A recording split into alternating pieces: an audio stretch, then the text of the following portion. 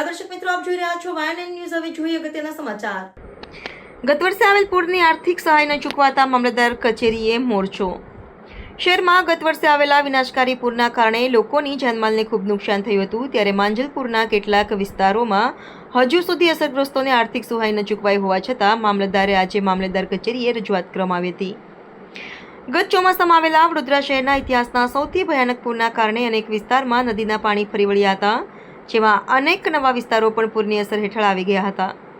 ગત વર્ષે આવેલા પૂરમાં વોર્ડ નંબર 18ના માંજલપુર વિસ્તારમાં અનેક લોકોએ પોતાની ઘરવખરીમાં ખૂબ મોટું નુકસાન વેઠવું પડ્યું હતું। તેના કેટલાક રહીશોને હજુ સુધી આર્થિક સહાય ચૂકવવામાં આવી નથી, તેથી આ મામલે આજે માંજલપુર સ્થિત મામલતદાર કચેરીએ કેટલાક સ્થાનિક રહીશો આવી પહોંચ્યા હતા અને તેઓએ નુકસાનીની બાકી વળતરની રકમ તાત્કાલિક ચૂકવવાની માંગ કરી હતી। આ સમયે શહેર કોંગ્રેસ પ્રમુખ ઋત્વિજ જોશી સહિત આગેવાનો ઉપસ્થિત રહ્યા હતા અને તેઓએ રજૂઆત કરી હતી કે જેવું પૂર ગયા વર્ષે આવ્યું હતું એવું આ વર્ષે ન થાય તે પ્રમાણેનું તંત્ર આયોજન કરે।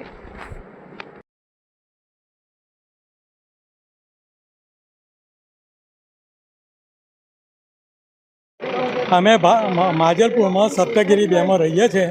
અમારા ઘરોમાં 3 દિવસ સુધીને પાણી રહ્યું હતું, છતાં પણ અમને આજ સુધીને કંઈ મળેલું નથી। અમે અમારા ફોર્મ ભાજપના જે કાર્યકર આવેલા તેમને અમારા ફોર્મ આપેલા, તેમને આજ સુધીને અમારા ફોર્મ પહોંચાડ્યા નહોતા। તે છતાં અમે 3 વખત ફોર્મ ભરીને મામલતદારશ્રીને કહેવાથી આપેલા છે। મામલતદાર સાહેબને અમે રજૂઆત કરવા જઈએ તો કે અમારી પાસે ભંડોળ નથી। મામલતદારશ્રીએ અમને SBIમાં મોકલા કે તમે તપાસ કરો। SBIમાં ગયા અમે તો એમને એવું કીધું કે મામલતદાર પાસે તમે લખાઈ લાવો, અમારી પાસે ફૂલ ભંડોળ છે તો અમે તમારું ભંડોળ તરત આપી દઈશું, પણ આજ સુધી મામલતદારે અમારા માટે કશું કર્યું નથી। અમારે જે માંગ છે કે ભાઈ પૂર રાહતમાં જે અમને મળવું જોઈએ તે આજ સુધી કેમ મળ્યું નથી। મારું નામ ભગવતભાઈ ચીમનભાઈ પટેલ છે, હું સપ્તગીરી 2માં રહું છું।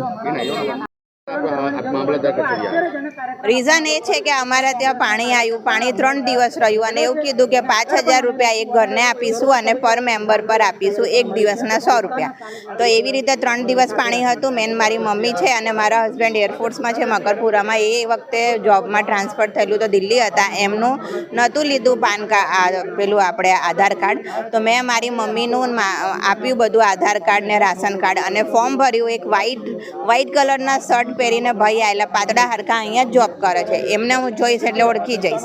પછી એમને એવું કીધું કે પાણીના પૈસા આવી જશે। અમારા ત્યાં બધા ના આવ્યા, મારા 20 ઘર છે, 10 બધા ના આવ્યા, મારા એકલાના રહી ગયા, મારા આજુબાજુ બધાના જ આવ્યા, કોઈ બાકી નહીં।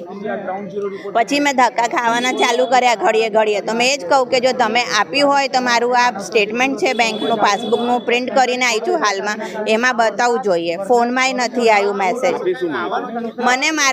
અમને બધાને અમે અહીંયા એટલે જ ભેગા થયા છે કે અમને અમારા રાહતવાળા પૈસા મળવા જોઈએ। જેટલું વહેલું થાય એટલું વહેલું, નહીં તો પછી આગળનું એક્શન જે અમને યોગ લાગશે અમે લઈશું ખરા। અમે અહીંયા જ બેસી જઈશું ધરના નાખીને, ખાધા પીધા વગર। અમને કંઈ થશે તો એમને જ માથે આવશે। કાં તો શાલિની આદિત્ય યાદવ રજૂઆત કરવા પહોંચ્યા છે, શું માંગ લઈને પહોંચ્યા છે અને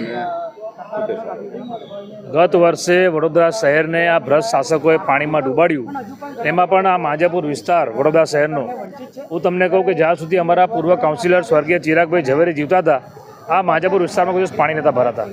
પણ ગત વર્ષે જે પાણી ભરાયા અને વિશ્વામિત્રીનું પાણી, પૂરનું પાણી જેનો નિકાલ થવો જોઈએ એ લોકોના ઘરોમાં આવ્યું। કેમ? કારણ કે વિશ્વામિત્રી પર આજે પણ જે ગેરકાયદેસર દબાણો છે એ તોડવામાં નથી આવ્યા, અને વિશ્વામિત્રીને ઊંડીને પોડી કરવાના નામે જે ભ્રષ્ટાચાર થઈ રહ્યો છે, માટીના નામે, લાકડાના નામે, એ જગ દેખીતો ભ્રષ્ટાચાર છે। અને માટે જ ગઈકાલે જ્યારે અમારા કોર્પોરેટરોએ સભામાં પૂછ્યું કે વિશ્વામિત્રીનું કેટલું કામ થયું છે, તો જવાબ આપવાની જગ્યાએ આ લોકોએ 24 મિનિટમાં સભાને બરખાસ્ત કરી દીધી। તો આ લોકોને જે સત્તાનો નશોનો અભિમાન ચડ્યો છે એ આ માંજલપુરની પ્રજા અને વડોદરાની પ્રજા ઉતારશે। કારણ કે હજુ સુધી જે લોકોને આર્થિક નુકસાન થયું, ઘર વખરીનો સામાન નુકસાન થયું, આ લિસ્ટ છે, હજુ સુધી એ લોકોને કેશડોલ કે આર્થિક સહાય આપવામાં નથી આવી। તમે જોયું હશે કે કોંગ્રેસ પાર્ટીએ ગત વર્ષે પણ જ્યારે અમે એક રેલી કાઢી હતી, આખા વડોદરા શહેરમાં લોકોને કેશડોલની માંગણી કરી હતી। આજે માંજલપુર વિસ્તારમાં પણ અમુક જગ્યાએ આજે પણ આર્થિક સહાય નથી મળી।